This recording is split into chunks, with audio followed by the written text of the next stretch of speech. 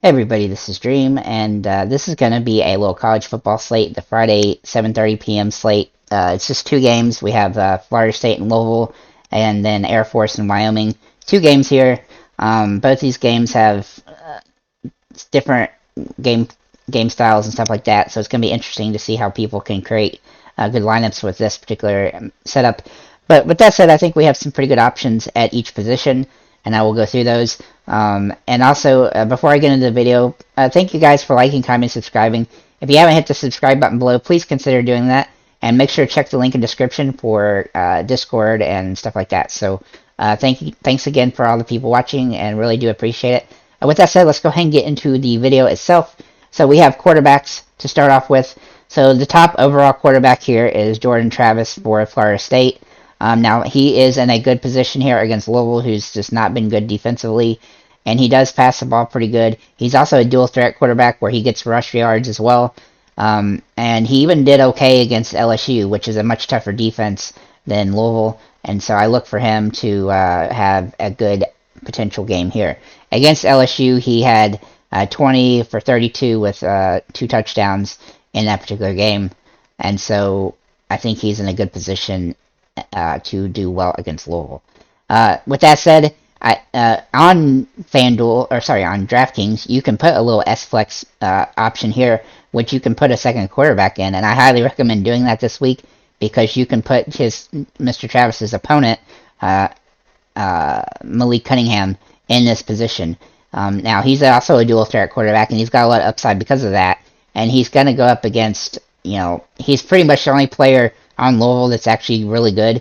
They have one running back that's okay, but he's really the best player on the team overall, and so you're going to have to look for him to potentially get you points. And so the best way to do that is to get him into your other S-Flex. The other two quarterbacks, which are going to be Hazik Daniels and Andrew Peasley, are just not very good quarterbacks.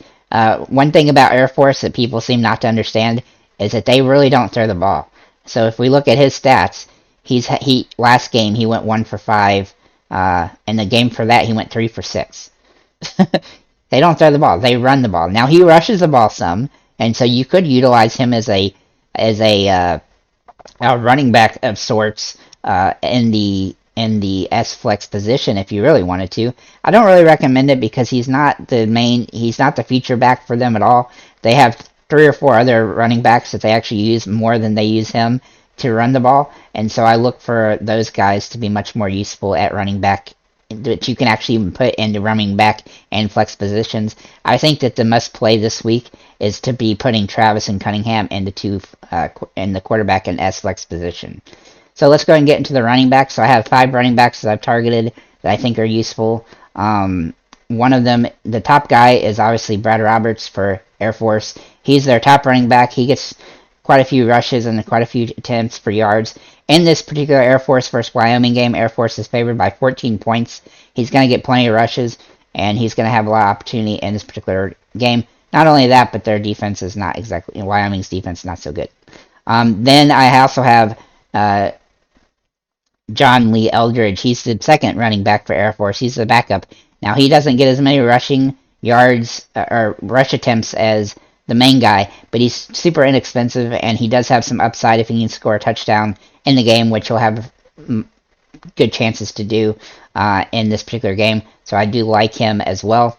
Louisville's running back, which is wrong guy. Louisville's running back, Tyon Evans, is also in play here. They're going to have to run the ball some against Florida State in order to have a chance to win this game. And he's had a touchdown in both of his first 2 games, which gives him some upside.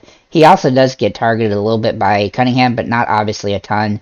But I do think he's kind of in a timeshare with Cunningham when it comes to rushing the ball.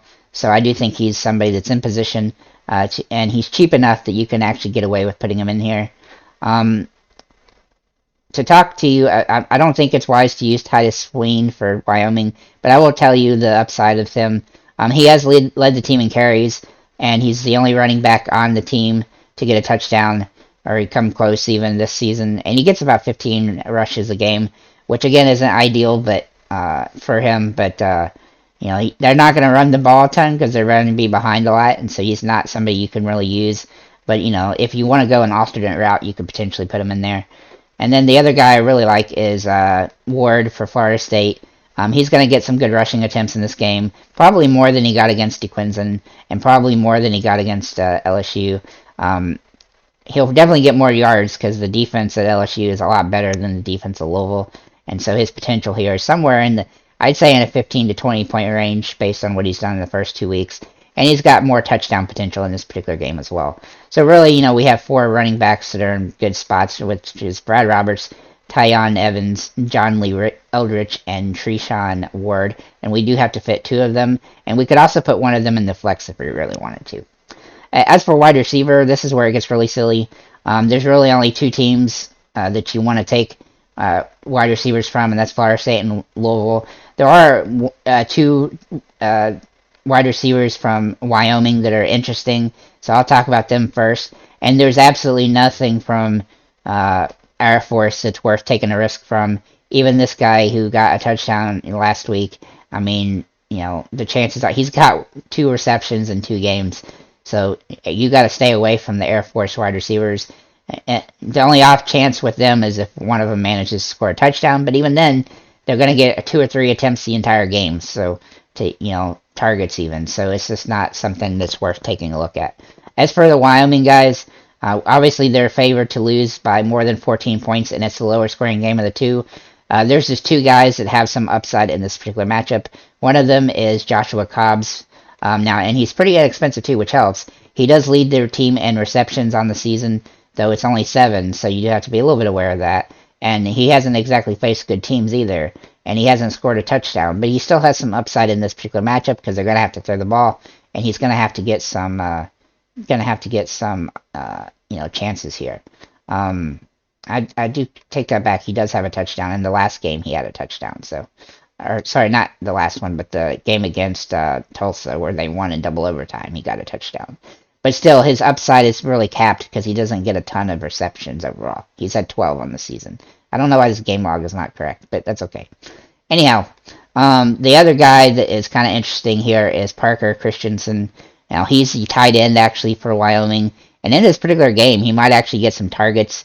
He's gotten, several targets in the first 2 games, or in 2 games here. He didn't, I guess, in the 3rd game. But, any rate, he's got some yards potential, and he has some reception targets.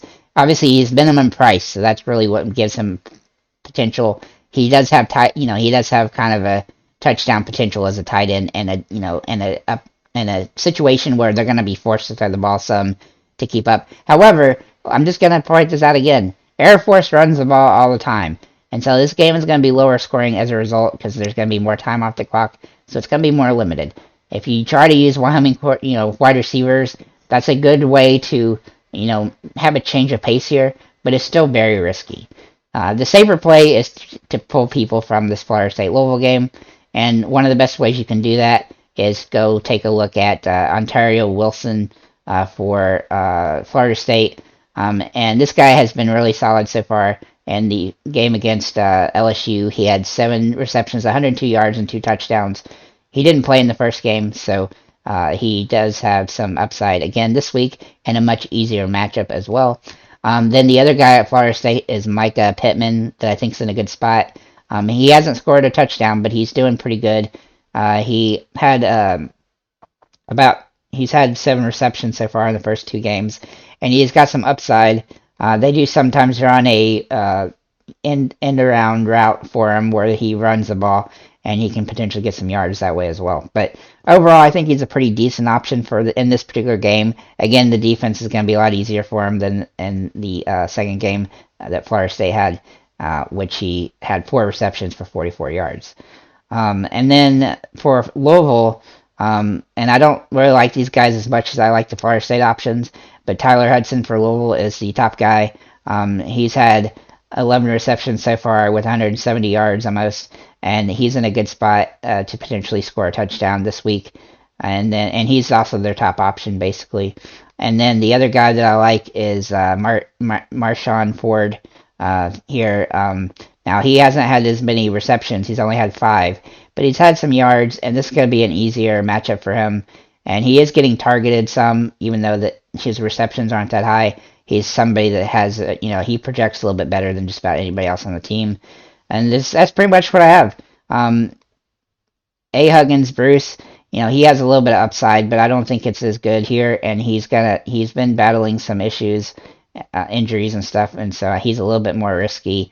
And he hadn't been targeted as many times, even though he's had 4 receptions. For some more yards, he hasn't had as much targets as Ward and Hudson and Ford have for their offense.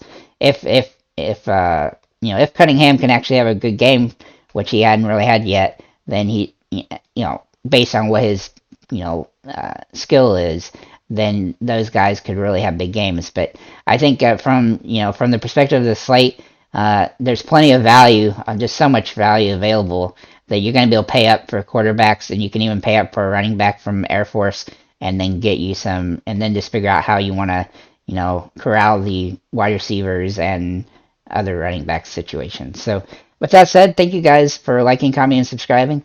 If you have any comments or questions, or if there's any players you think I left out that you think I should have covered, feel free to leave those below, and have a nice day, guys.